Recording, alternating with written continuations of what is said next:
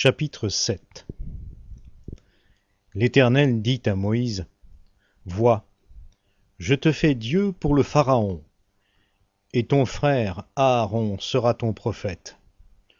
Toi, tu diras tout ce que je t'ordonnerai, et ton frère Aaron le répétera au Pharaon, pour qu'il laisse partir les fils d'Israël hors de son pays.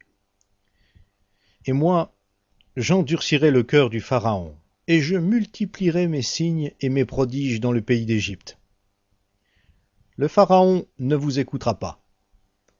Je mettrai ma main sur l'Égypte, et je ferai sortir du pays d'Égypte mes troupes, mon peuple, les Israélites, par de grands jugements.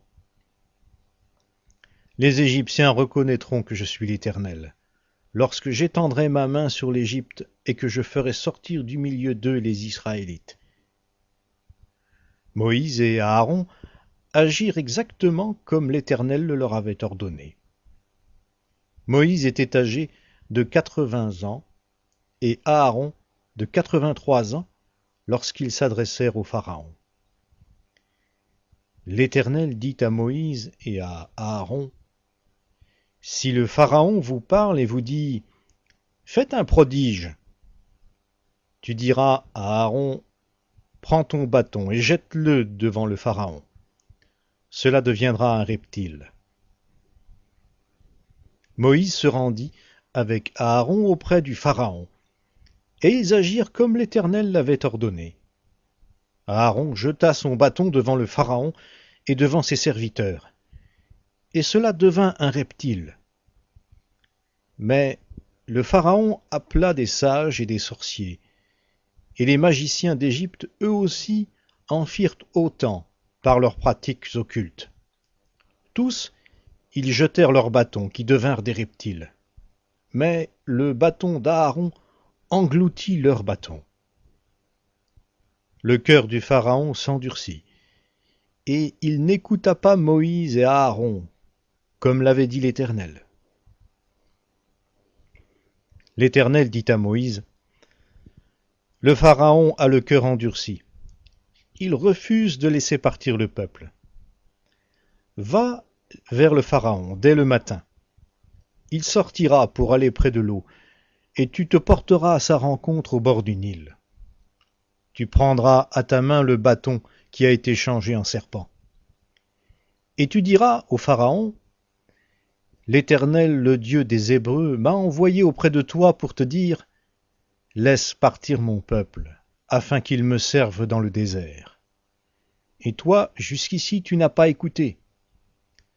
Ainsi parle l'Éternel. À ceci, tu reconnaîtras que je suis l'Éternel. Me voici, je vais frapper l'eau du Nil avec le bâton qui est dans ma main, et elle sera changée en sang.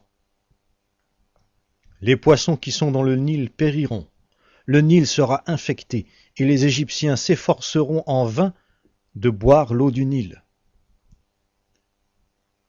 L'Éternel dit à Moïse: Il dit à Aaron: Prends ton bâton et étends ta main sur les eaux des Égyptiens, sur leurs rivières, sur les bras de leur Nil, sur leurs étangs et sur toute pièce d'eau.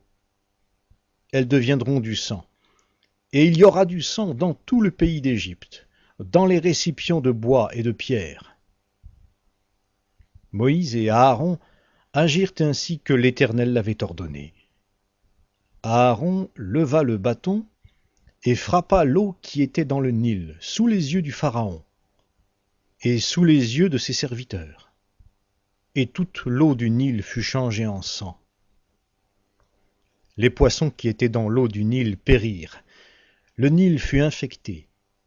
Les Égyptiens ne pouvaient plus boire l'eau du Nil, et il y eut du sang dans tout le pays d'Égypte. Mais les magiciens d'Égypte en firent autant par leurs pratiques occultes. Le cœur du Pharaon s'endurcit, et il n'écouta pas Moïse et Aaron, ainsi que l'avait dit l'Éternel. Le Pharaon s'en retourna pour aller dans son palais, et il ne prit pas même la chose à cœur.